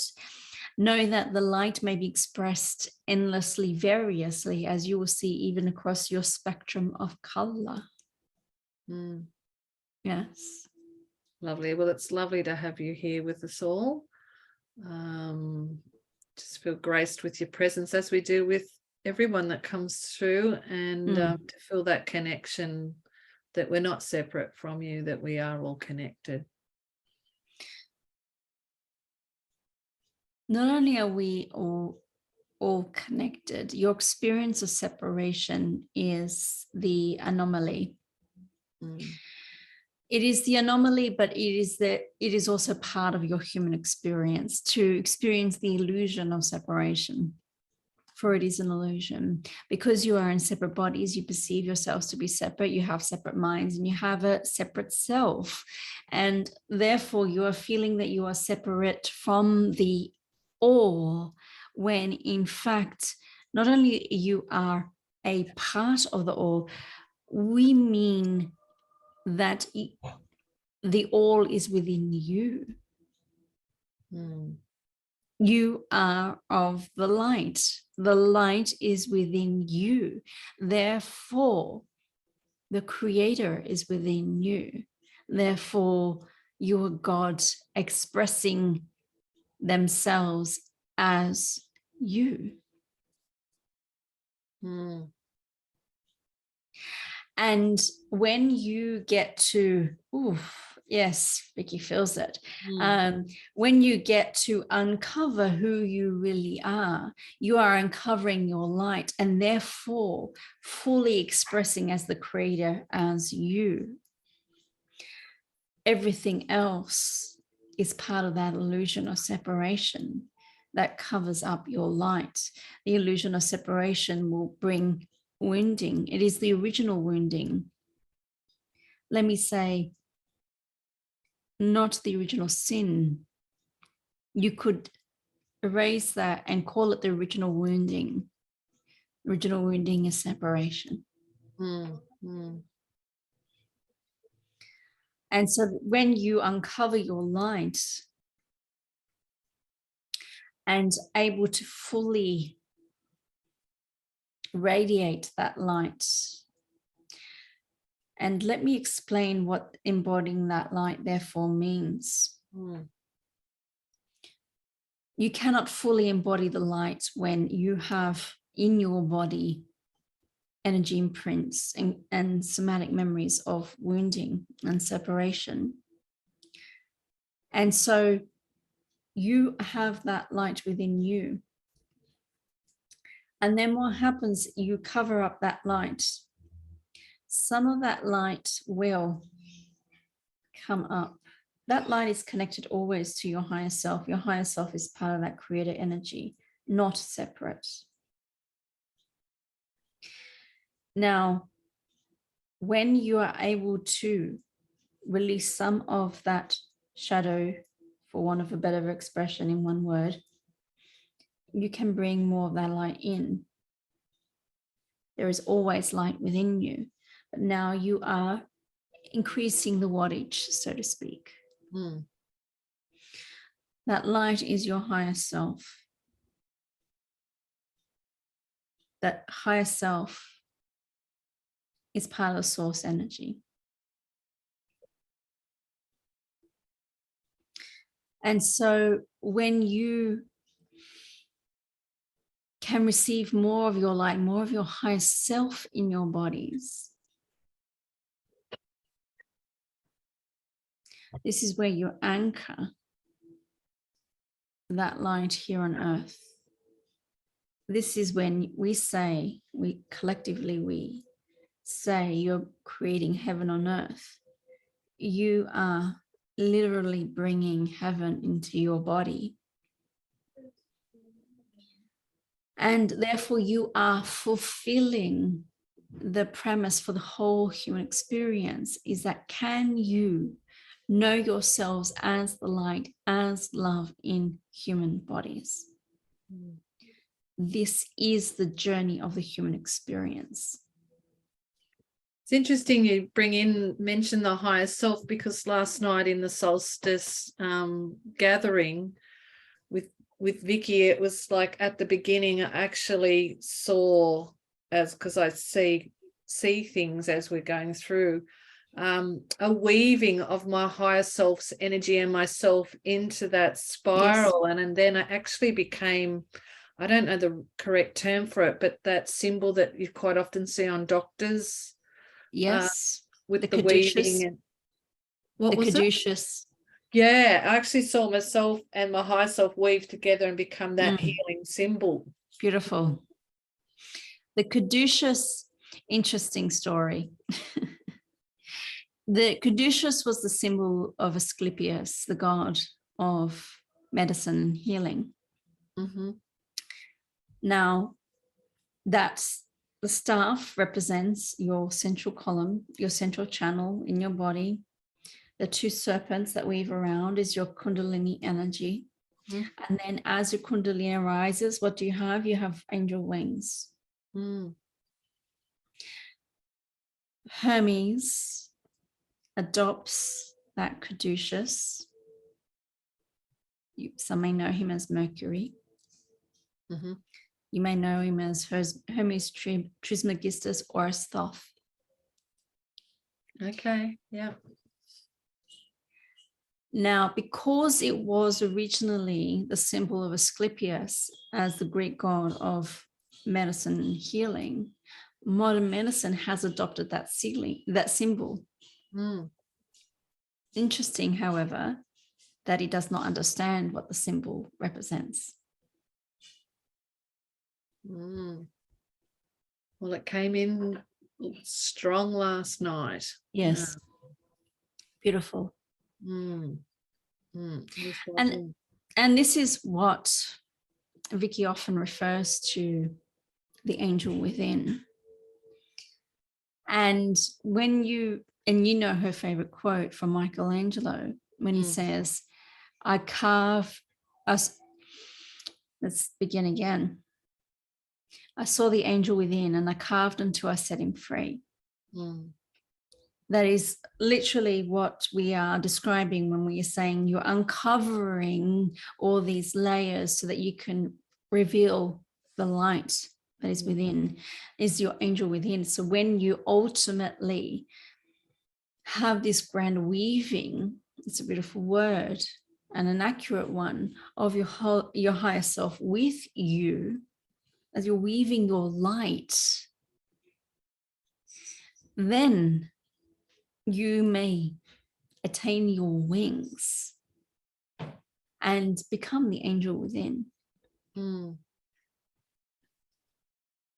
Beautiful. So we've themed this channeled message as it's going to be called an energy rebooting. Yes. So if you could lead us in some information or a practice that will be beneficial for everyone that's drawn to this in actually creating an energy boot for themselves.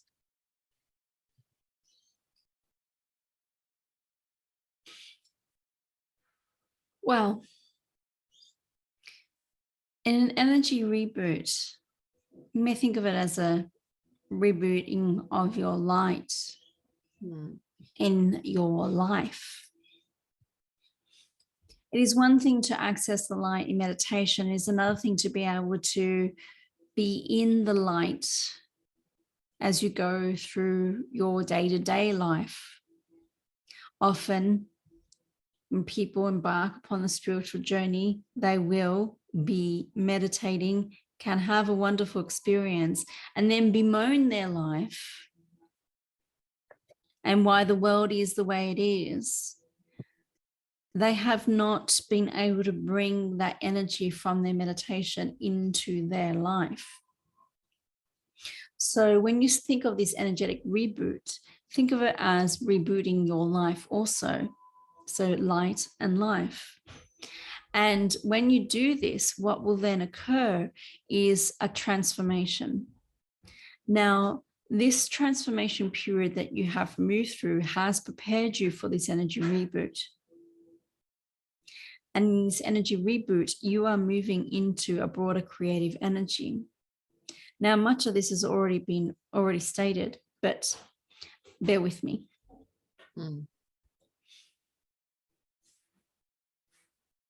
When you reboot your energy, you reboot how you see the world. You reboot how you see yourselves.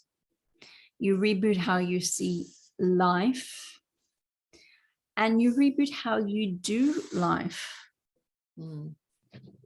So, and all this comes with a reboot of your being. When you uncover your light, you can now be the light. When you can move fully into who you really are, you can now be love. And when you move into that symbiotic relationship with Gaia, you not only anchor it within you, but you anchor it within her. And this energy reboot, therefore, brings you into a more integrated, more balanced, and more harmonious flow. This is where you'll experience greater synchronicities. This is where you experience greater collaborations, communities, and partnerships. This is where you will come into interdependence, where you can be fully whole and share in each other's wholeness. You are not broken, dear ones. You are whole. That wholeness is within you. You may have broken piece of you outside of that, but you're being broken open to reveal the light that was always within. It is kind of like thinking about the rebooting of your computer and how this began. What can support a computer's reboot is removing programs that no longer serve you. Viruses, malware, anything that it does not support and serve the most efficient functioning of that computer. So similarly, when you experience a reboot, you are releasing programs, layering of wounding, of separation, so that you can come into the most efficient, let's not just say functioning, but transmission and emission of your light in your lives.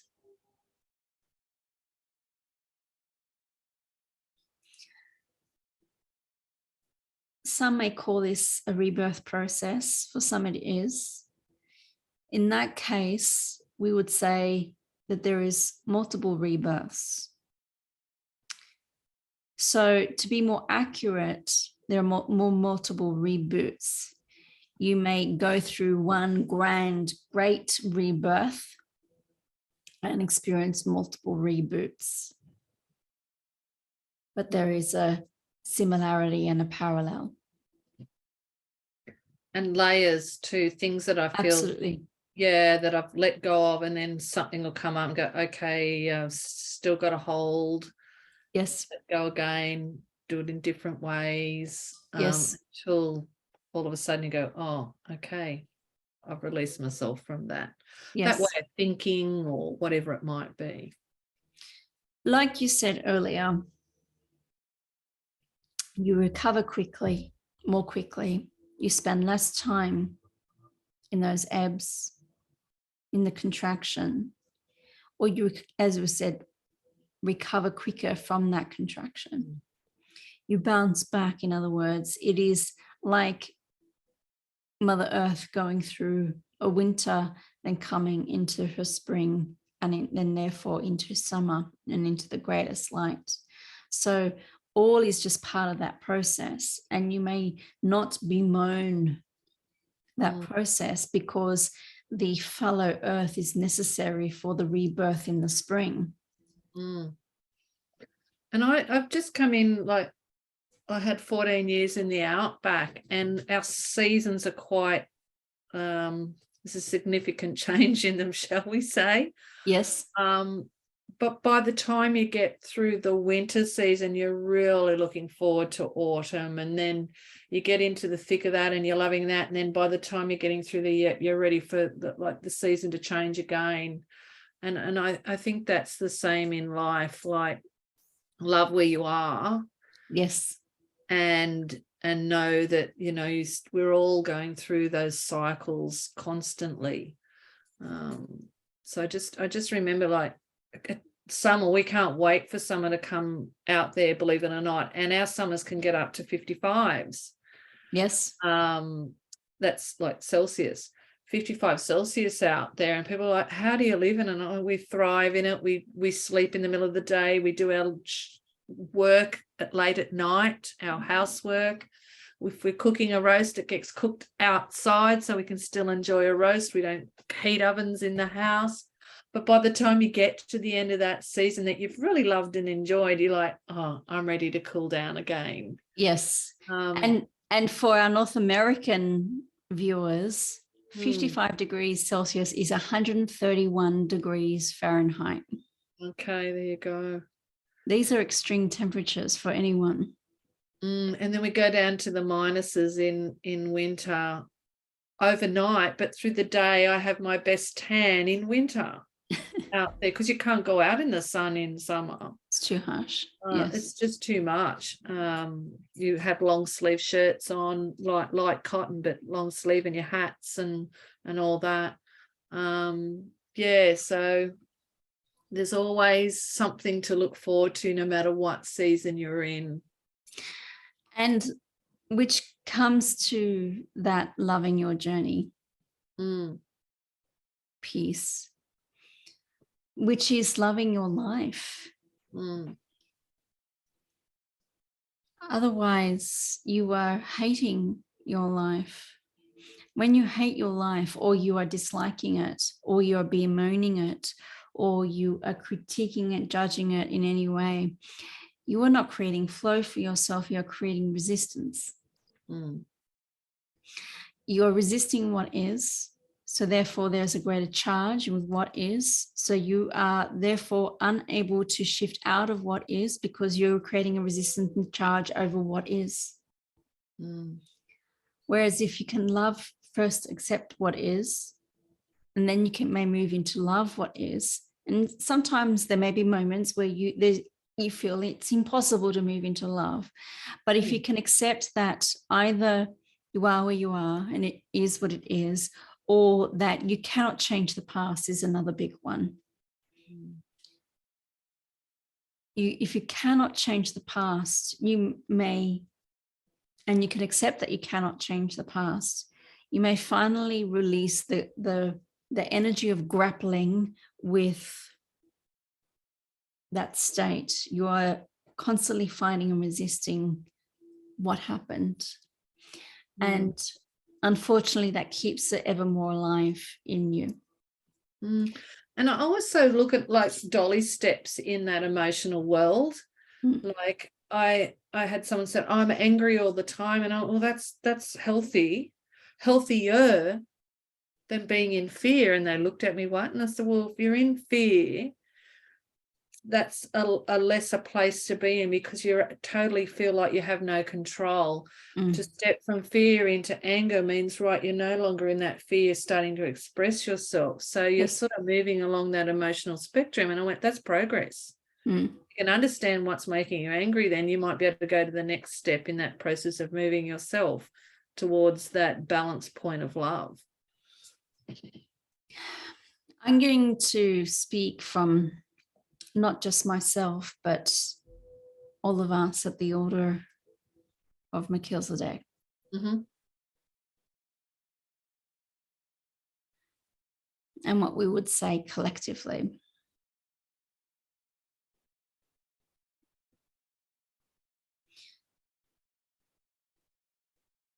We would agree with you that, yes, you are feeling safe enough to even express your anger.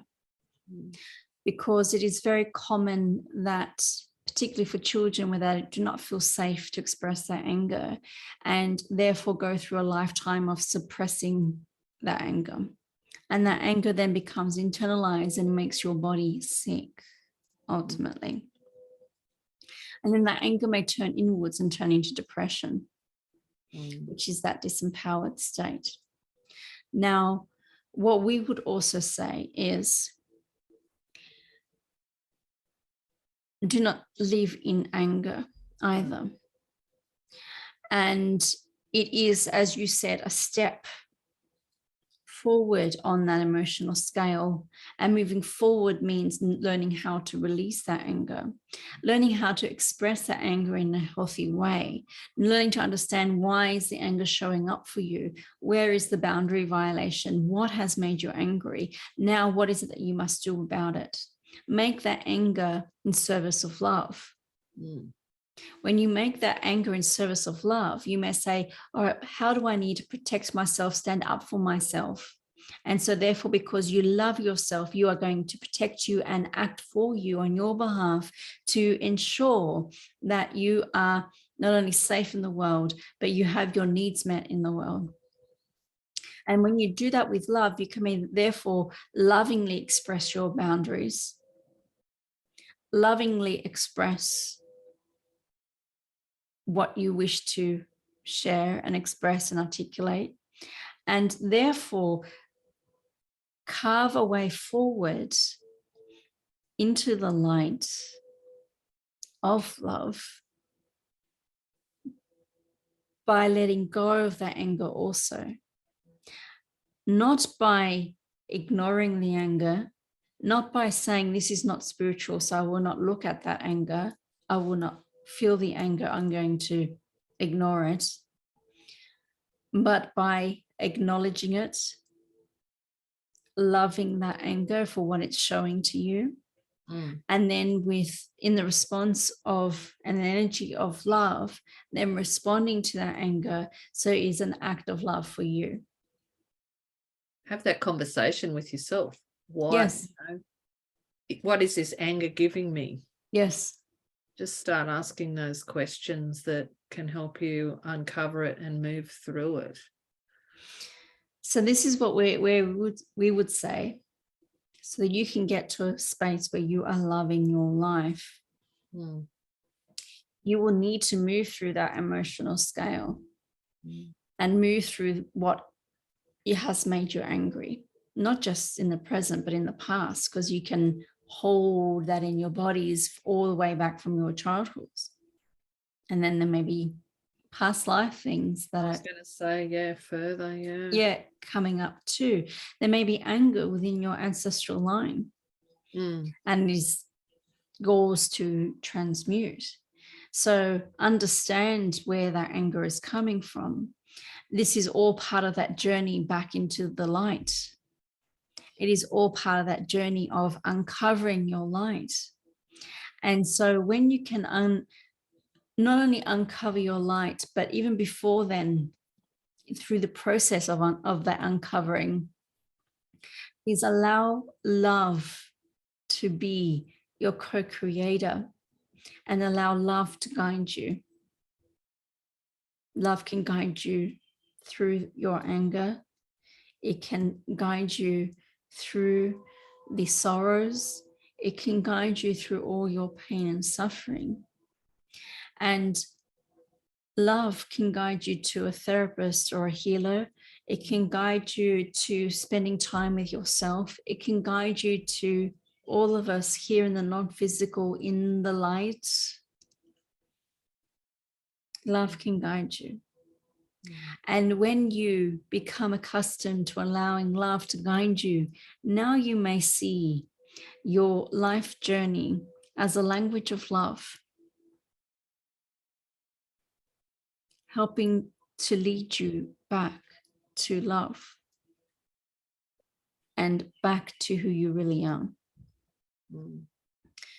Honoring that path, trusting that love is there always, even when you do not feel it, and knowing that the light is more powerful than the dark, as you would see it.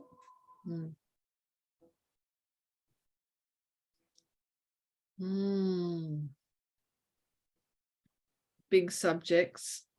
Yes. So let me end with this final message for this season, because you are here on the precipice of an energy reboot, not just for yourselves, but collectively and for the earth. You're all moving into the light.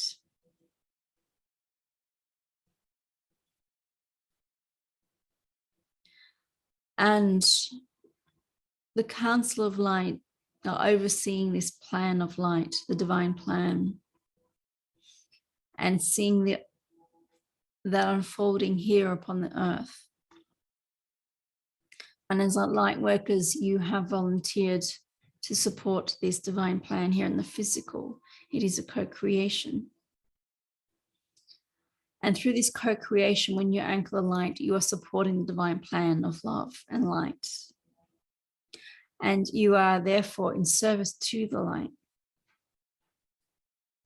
You may know that in the non-physical, there is only light where we are in the higher realms.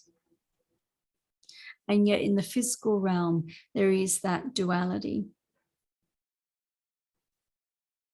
Now,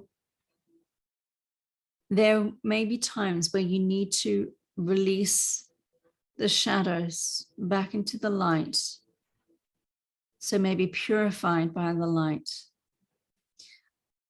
Other times where you can love it back into the light. If you rail against it, judge it, condemn it, you are creating the resistance to it, and therefore locking in to that energy. So there are many of you on the spiritual path who have hooked in to that energy. Let go of the hooks. Love yourselves back onto this unfolding journey, back into the light for yourselves and for the earth.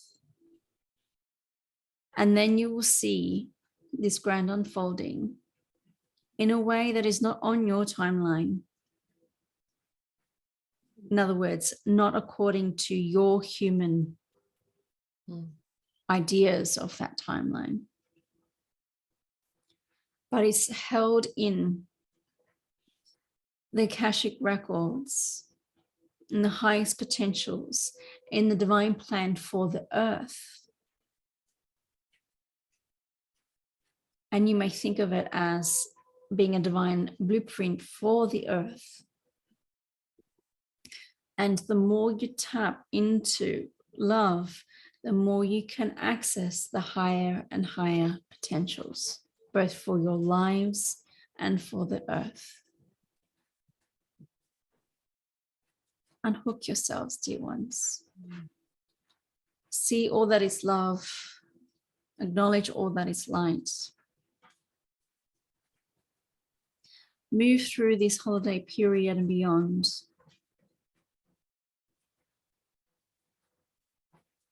Refresh yourselves. Reboot yourselves.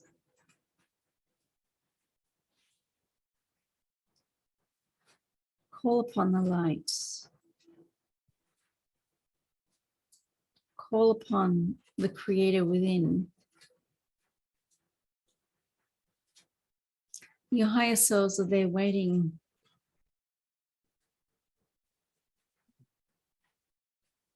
You may think of them like your guardian angel who is always with you, not just from birth to death, but across lifetime.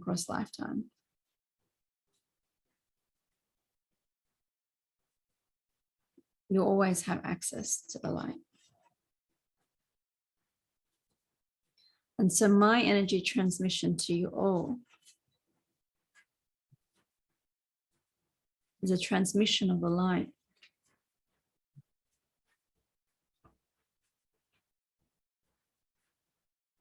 From my heart to yours.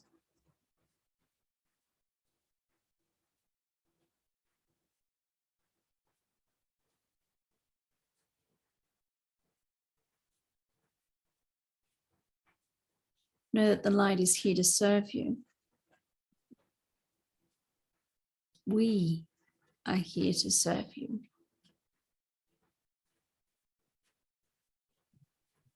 Allow this light to move through your body wherever it is required. Allow it to reboot your energy. Refresh your energy. Tap tap into this solstice light and this light of Christ consciousness.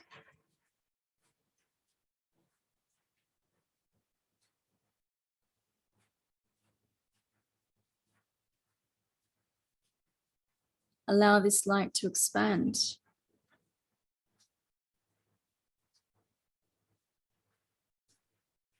And fold and encompass you.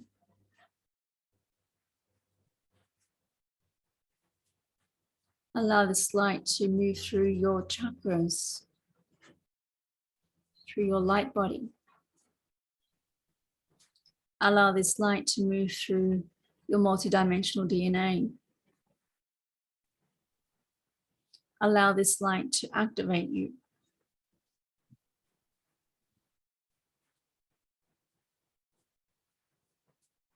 And allow this light to release you from the marble.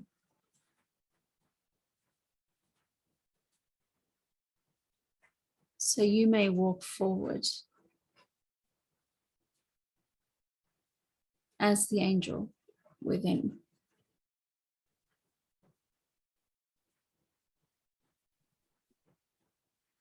And so it is.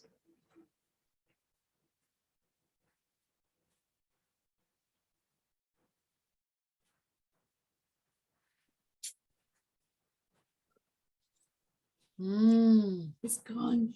There you go. I never knew. I had nothing prepared, and it just flows like every other time. Beautiful. I'm just getting my voice back after he's left. It's like, oof, it was very sudden departure. Okay. Okay.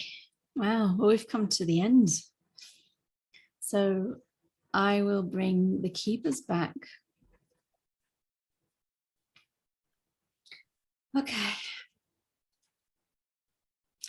How did you enjoy that?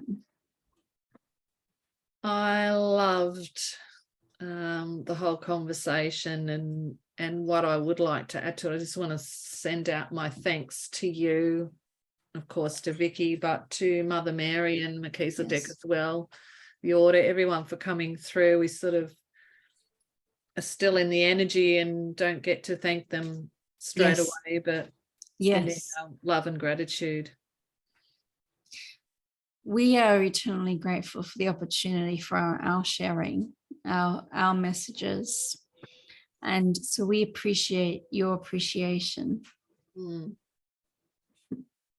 then around and around we go, weaving our co-creation together. Yes.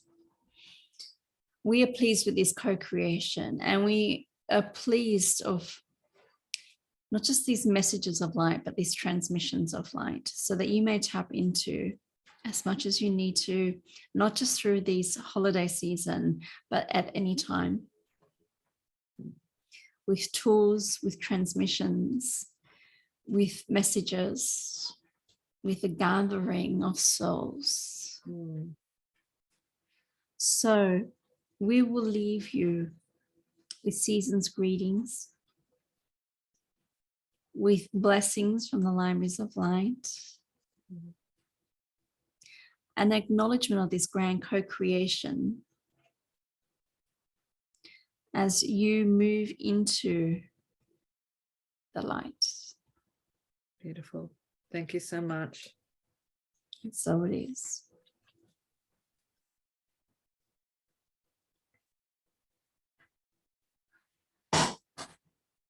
And there we go. Yes. A little toolkit to get us through the next few weeks, and then some. And then some, yes. Yeah. Beautiful. Lovely. Well, thank you for your time, your energy. Thank you. Thank you for your time and energy too. It's been a wonderful year, and I feel we'll continue these on into 2023. Yeah. I mean, when we started, it was end of last year. I think October last year when we did the first one with Archangel Michael. I'll never forget that one, because it took me 2-3 days to recover from that one. Yeah. Look, I feel these will continue, and I think they're getting yes. They're just laying groundwork. Yes, this has just been preparation ground. Yeah, exactly. For so much more. Yeah. Yeah. So thank you for being my co-facilitator in this. And I look forward to what 2023 will bring, and the grander future that is ahead of all of us. I'm really looking forward to the new year as well. Yes. Change in numbers. I love my numerology. So yes, if you just look at the year, I believe it's a 7. Yes. Yeah, it is 7. Going into a 7 year, which is always a magical Wonderful number to work through. Yeah. And then the next year is the 8. So then I can see why they're saying the next 4 year. Yes. 4 years will bring us back up to that that 1 and that 11 energy, and nice. it is nice. Well, thank you, and stay safe, everybody. Yes. Enjoy those moments, stay in those present moments wherever you can. Yes. And we look forward to seeing you sometime soon. And remember the light. Yes, always.